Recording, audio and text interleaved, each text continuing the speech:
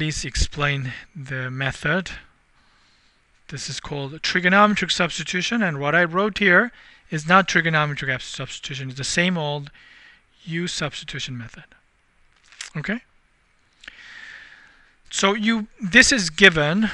Integral is given here. If it is not integration by parts, U substitution is always the approach we consider first. This part here, U being something, is mostly U appears there, right? U is a part of that expression in f of x. And then you write U equals ux, U equals whatever that expression, and then you multiply reciprocal of a derivative of U. That's what we've been doing, right? And when you do that, you have to switch to du integral. Next one is similar in terms of formulation, but the idea I think is very different. So I'm going to use this example to explain the idea. So what I'm about to do is really the trigonometric substitution. Alright, so I started with this function, capital F of x, and differentiated and simplified, and I did that work and got this answer. Alright? You can do that on your own. So I skipped that part. I started with this f of x, differentiated, simplified it like this, and then of course I hide this one and give this one to you and ask you to integrate. Then you will try integration by parts. You're going to try substitution method and all that. You immediately realize that this may require multiple substitution. Absolutely is non-trivial problem. So hence this new idea is introduced. So here's the crazy idea that you write down capital F of x here and x root 1 minus x squared, and you differentiate it with respect to x, and you arrive at here little f of x 1 minus 2x squared square root of 1 minus x squared. Fair enough? And here's this idea of there's no trigonometry, right? X times root and 1 minus x squared. There's no trigonometry. But if you replace x with a sine x, sine t, then if you plug it in there, 1 minus sine squared t, right? Then you immediately think about, oh, that's Pythagorean identity, becomes a cosine squared t, right? 1 minus sine squared t inside there, if you replace it there, and it's going to be cosine squared t.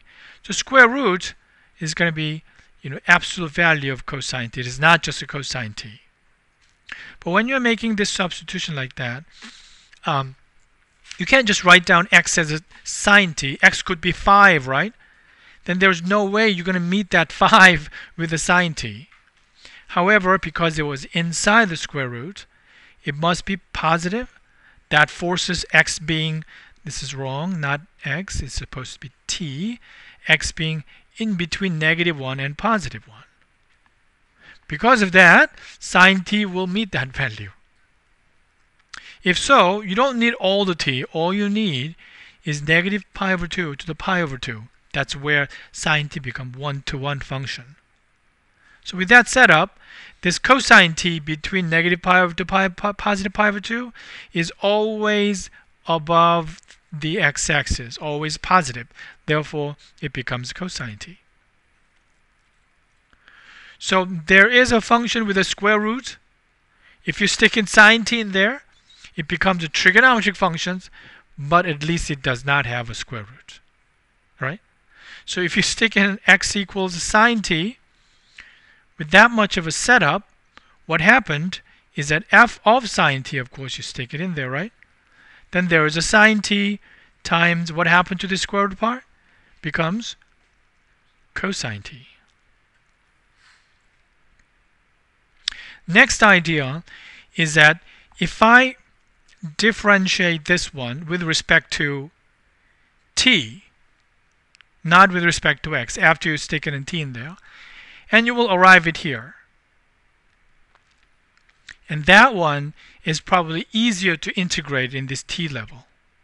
Okay, so let's do that. And somebody do this differentiation. Product rule, right? So sine is differentiated, so cosine, cosine. So that's a cosine squared t, right?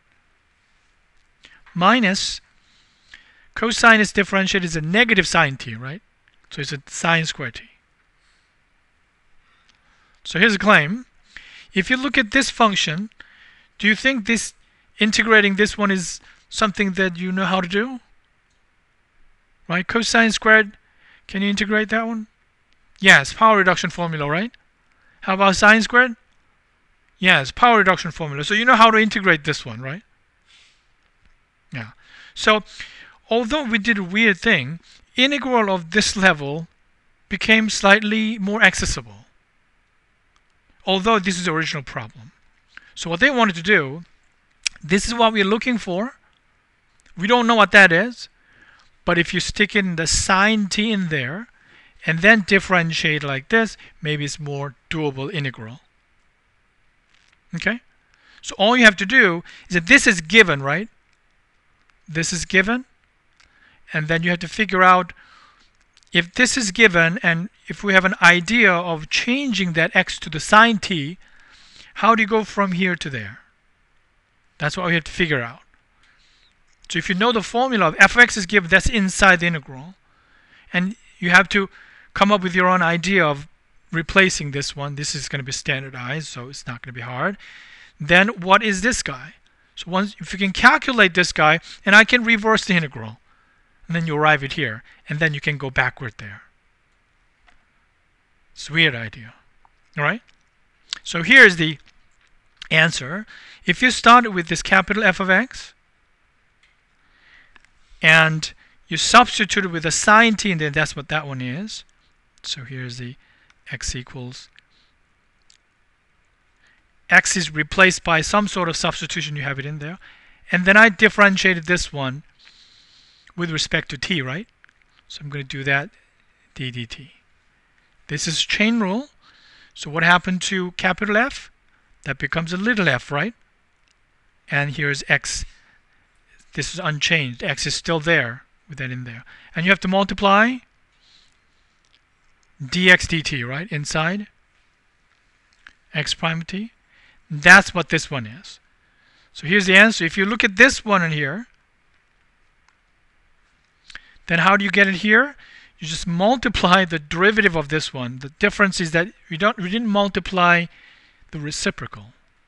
We multiply the function itself. Okay? So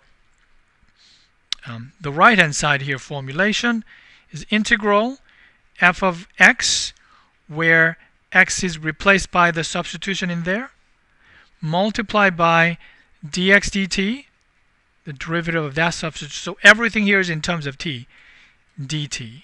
That's what that side here is. So that's cosine squared minus sine squared t. So that we could integrate that like this, easier. Then you arrive at this stage. Okay? So you have to just go backward there. Right? Changing all the sine t to x. And if you see cosine t, change the square root of 1 minus sine squared t. And then you arrive at here. Alright? Sorry, I ran out of time. I'll continue tomorrow. In class, I showed you the answer, f of x. It's the same problem. This time I hit it. I think it's better, or the effect. So we don't know what the antiderivative of this function is, but here's a function given. We're interested in computing the antiderivative. And did you make sense out of this -1 to +1 thing? Why is it there? Because of the square root of 1 minus x squared, right? For this one to be defined, this 1 minus x squared must be greater than or equal to 0. And because it's in the denominator, it should not be equal to 0, right? So that condition gives you x being in between -1 and +1. Then this radical will be defined and is non-zero, therefore whole thing is quantity is defined. So we can only consider this function only in this region, nowhere else, right? So even if we write this differential function such that this one, implicitly we assume that we're only talking about -1 to +1. All right? Why is this important? For the next idea.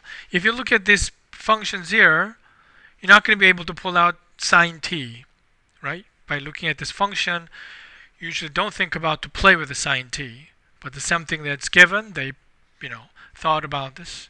So if you have to get used to it, where is this indication that where we think about the sine t is a root of 1 minus x squared, right? If I replace that x with a sine t, then you use Pythagorean identity. So 1 minus sine t squared becomes cosine squared t, and that square and square root cancel, it becomes cosine t.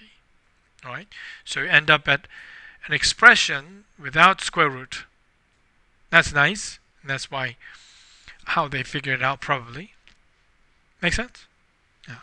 So we don't know what capital F is, but if you plug in the sign here, it looks nicer without the square root. So they wanted to, this is an unknown function, but they want to stick in sine t there as well. And they realize that you can figure out f of x after you plug in the sine t.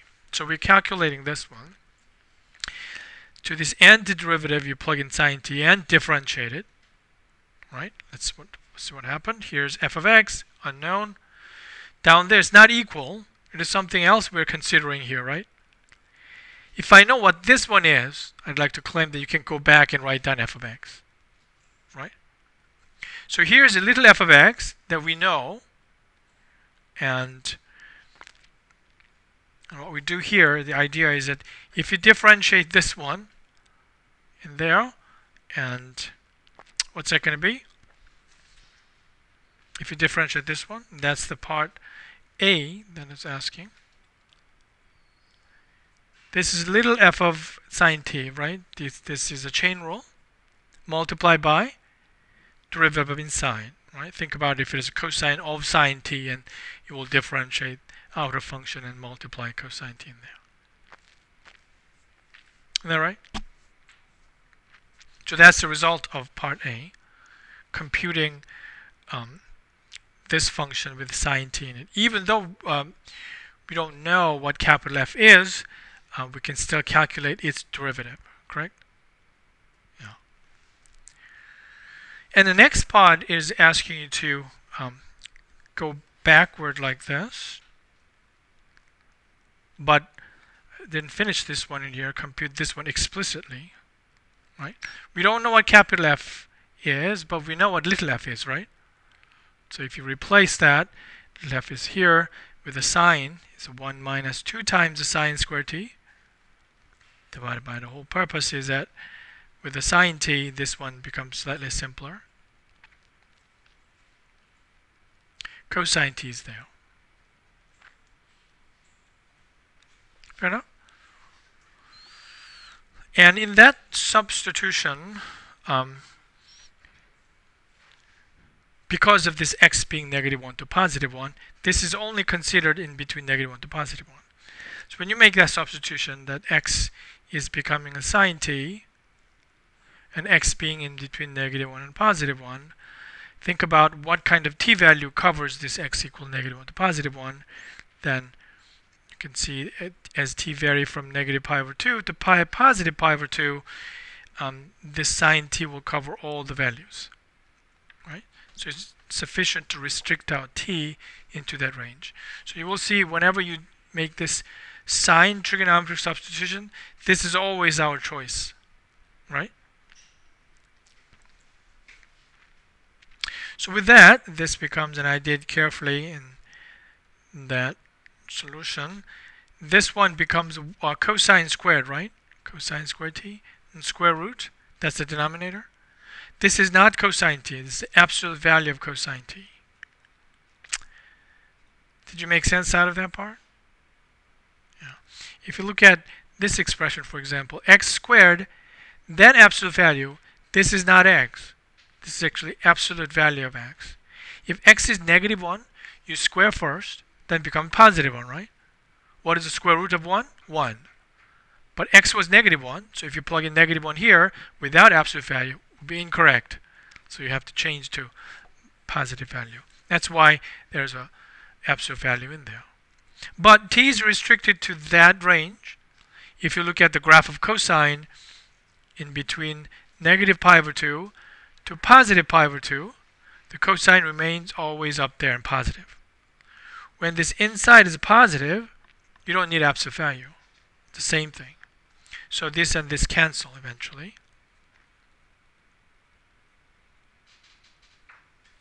So it becomes positive cosine t and cosine t. And that was my answer in the solution posted in Google Drive. So you don't know what capital F of x is, but if you stick in sine t instead because of the square root thing, then if you differentiate this one, we can calculate this one explicitly. That's the idea, right? So this is integral with respect to t. And if I have this one explicitly, I can go backward by integrating with respect to t. So I can calculate this one explicitly, right? And this integral seems like better than this integral. That's the idea. Hope that makes sense. So I'm going to integrate this one to get a light on this one. So let's go backward. Integral with respect to t, that would be this notation here, right? And that's the next part. You calculate this one, which is this one here, right? Capital F of x is sine t and differentiated, and this is this. Now we're integrating. That's the second part. And you arrive at here, and you can figure out what f of x is. Okay? That's the route you're going. So, integral 1 minus sine 2 times the sine squared t. And we use power reduction formula, right? What is it? 1 minus 2 times. Remember that what is sine squared t? It was 1/2, right? Plus or minus? Minus 1/2 of cosine of 2t here, right? dt. And was all just positive 1 times the cosine of 2t, was it not? Yeah. Great. And what is this? Cosine of 2t? Integral? That was a sine of 2t, right? But you have to multiply 1/2 plus c. So we could integrate this one using trigonometry fairly easily, and you arrived at here. So conclusion of this calculation is that we don't know what capital F of x is, but if you stick in sine t, this amazing thing happened that we figured out is 1/2 times sine of 2t plus c. Right? This is what we figured out. This is sufficient information. I can just let this one x and rewrite this one in terms of x, and we're done. We've solved the problem. Interesting idea, right? So if it is a sine x, if it is sine t is x, how can we write this one in terms of x? Probably I have to pull out sine t out of this one, right? So I had to use a double angle formula. 1/2 times 2 times the sine t, cosine t, right? Plus c. Fair enough? So sine t, and these two cancel. Sine t is x, right? So that's x. So we have arrived x times cosine t plus c. Now if I can write cosine t in terms of x, which is in terms of sine t, and then we're done, right? Following the usual technique they use, and the student loves it, so I use it here. Sine t being x can be sketched into triangle like this, where this is t radian, where t is positive. And I can put opposite x and adjacent hypotenuse 1. Then sine t is x divided by 1, right? Correct? And what is this side here? By Pythagorean theorem? 1 minus x squared, right? And that's what we want, a cosine t, right? Cosine t. So what is cosine t here? Square root 1 minus x squared. There are multiple different ways of doing this problem, figuring out, in terms of x. But this one, students love it, and I like it too. Only for positive, right? But what if t is a negative? So positive up to pi over 2, that's our careful choice at the beginning. T can go negative here, right? T can go negative, and Negative, cosine is always a positive, so you don't have to worry about putting plus minus. Cosine t is always positive, right? And this discussion only makes sense when t is a positive. But if you consider t negative, and this state remains positive because cosine t is positive. So we can change it here out of that, root 1 minus x squared plus c. And we solve the problem. F of x, no matter what your x is, it is trapped in between -1 and +1 anyway, right? Then this becomes a solution. And here's the answer. If you see 1 minus x squared in the denominator, but without square root, then you are treating x as a sine t. That's a problem. X can be 5. Your sine t will never be 5, right? So that is not most general approach. But if your thing is inside the square root, then you're trapped in between and here. Therefore, this substitution is general enough. You don't lose anything. Let me summarize this idea in general. And I want to turn it into a mechanical part so that you do it like a U substitution. You don't have to worry about all this crazy diagram that I've been going for. F of x is unknown, right? But we have f of x, little f of x given. This part we know, right? And then we're going to make this substitution, h of t. H is going to be sine or tangent or secant. One of those three standard substitution we're going to go through, right? Make that. And then we differentiate it with respect to t. We don't know what capital F of x is, but we can still calculate this one amazingly, right? What is it? If you differentiate this one, we know it's little f of t and multiply by h prime of t. This is our choice. We know this function is given, and we know h of t. You can put it in there and just multiply by h prime of t, right? That's what we did in part A and part B. Part B was actually this, right? Part B, integrating. If you stick in h prime of t and you arrive it here, you can integrate this guy. Then you have some answer in terms of t. All you have to do is just reverse this one, x and t, using algebra. Going here is a algebra. Trigonometric identity, right? That's better. To go backward, we use trigonometric identity. And this is integral. Alright? So we actually started here, right here. That's the method. We don't need to. You're looking at f of x inside and change it to h of t, multiply by its derivative, and integrate it, and use a trig identity to write it back to x. So I'm going to abbreviate it like this. I prepared this one in here.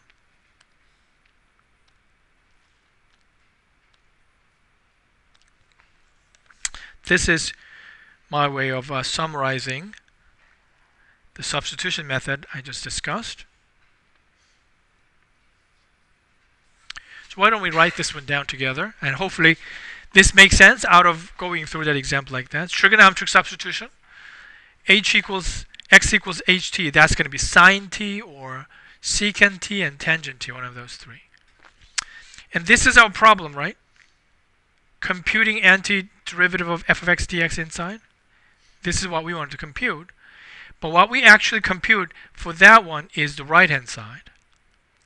Replace x with all the ht trigonometric function and multiply by h prime t. You integrate this one instead of that. Then the result of this one means the unknown function, the antiderivative with ht substituted back in. So you have a result with t in it, and then you just have to write this one in terms of x. That's trigonometric identity. So if this makes sense. Antiderivative, if you stick in h of t, that's the same as you integrated this function with respect to t. Okay? They don't write x equals ht usually in the standard literature. They abuse notation and just write it like this. If you make a substitution, x equals ht. And you can go from here to there. Also, you find it something like this. f of x, x is replaced by this ht, and this h prime of t is really dx dt, right? That's what x equals ht. So h prime is dx dt, and they put dt over there. You can also write it like this, and there's another, again, the brilliance of Leibniz's notation, as if dt, dt cancel, right? You're going back to the original thing. Notation seems like suggesting that, right? But I explain it a very different way. What it really means is what we just did. Here's a function we don't know, but if you replace it with ht, that's the same as antiderivative of this function. Okay? Once you have that equality, you can go backwards. Fair enough? What's the difference between this one and the u substitution? First of all, x looks weird. You don't see sine t, cosine t, sine t is secant t, tangent t in that integrand function. But you pull that out anyway. And what's in terms of what you do with the derivative is different, right? We don't multiply reciprocal. We just multiply ht itself, right? That's the difference. So let me redo that problem we did over here. 1 minus 2x squared, was that right? Square root of 1 minus x squared dx. You're asked to solve this problem. Then you write x equals what? What was the substitution? Sine t. That's unthinkable. How can you pull out sine t in there? You have to get used to it. Sine t is there. By looking at square root of 1 minus x squared, you think about sine t. Right? Now you have to think about this equal symbol. Equal symbol changes to dt. That's our new method. Now you replace everything here with the sine t in there, right? Is that right? Then what do you multiply? Derivative of dx dt, which is cosine t, right? And that reciprocal or just original one? Original one, right? It's a cosine t, not reciprocal. That's a u substitution, it's different. Now you calculate this, do your best to take care of this integral, and you do that, and your answer was 1/2 times sine of 2t, I think. That was the answer. Alright, your answer is now in terms of t, so you have to do another trigonometric identity to write this one back with x equals sine t. Then this whole thing is written in terms of x like this. Does that make sense? So they go like with this all the equal symbol, but what that really means is that switching back and forth to t in terms of t and in terms of x back and forth. Does that summarize what we did? But they don't use this bracket thing, it's just me emphasizing order of operation in there. Alright. I'm going to leave this one here like that and try an example that's similar to that, and then I'm going to talk about the general table that they showed you. Alright? How about trying this one as an exercise? Number 1? Is it number 1? Yes. Oh, I didn't know it's number 1. That's the first exercise.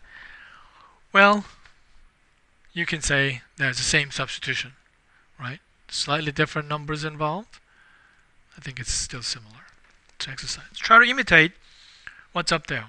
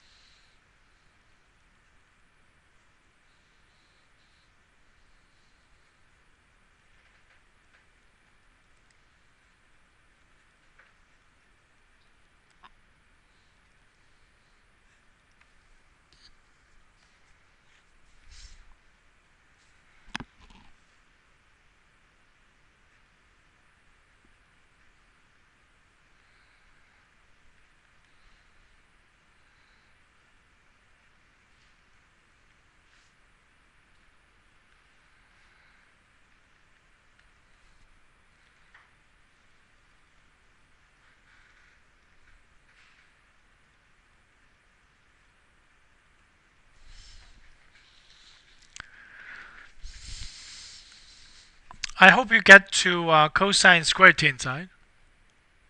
Fair enough?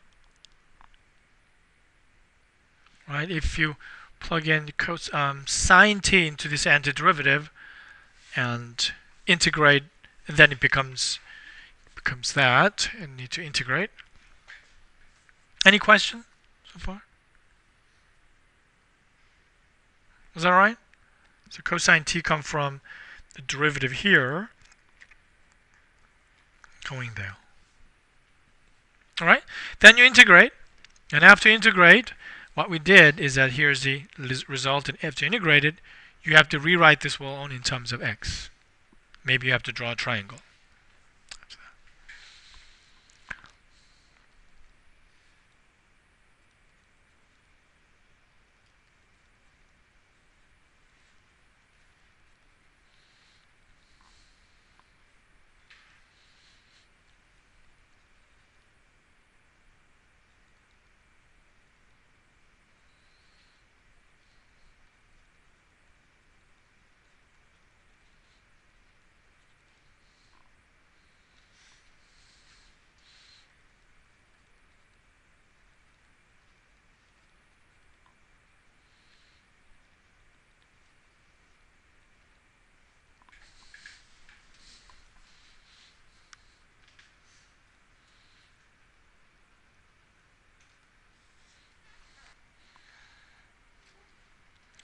Well, you have to remember that cosine squared, you have to use the power reduction formula.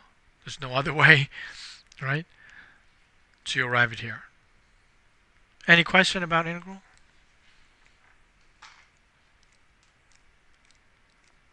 Right. You recognize this is not the final answer, right?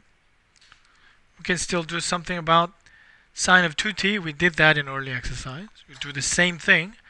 Now I want you to think about sine t here, what to do about t. How are you going to reverse that t? Right?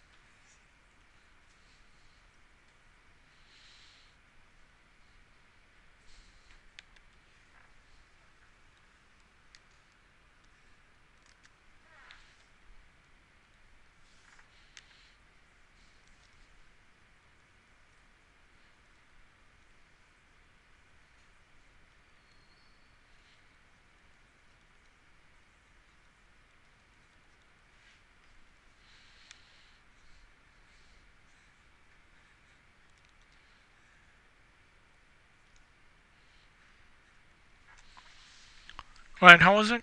Changing sine 2t to sine times cosine times 2 using double angle formula, and then you pull out x, and you can change that. That's motivation. You can't just write this one in terms of x. And here's the thing: if you have t, and there's no way to algebraically write this t in terms of x, you have to use a sine inverse. However, I'm not allowing you to just put the sine inverse there. All right, sine of 2 times sine inverse. You can do better, simplify better than that, so that's required. If it is an algebraic part like that, you have to write the algebraically. And this t, it's not algebraic. And if x is sine t, what is t? T is sine inverse of x. There's no other simple algebraic expression than that. So t, if you solve this equation, is the sine inverse of x. Alright? So what can you do about that part? You can just simply t replace by sine inverse of x. Then you'll regret, right? You have to turn that algebraic part into algebraic part. So I will put the clause that identify algebraic term correctly. Right? This is algebraic term, square root, those algebraic term. This is non-algebraic term, this is transcendental term. This is the answer. This final answer. Right? Interesting?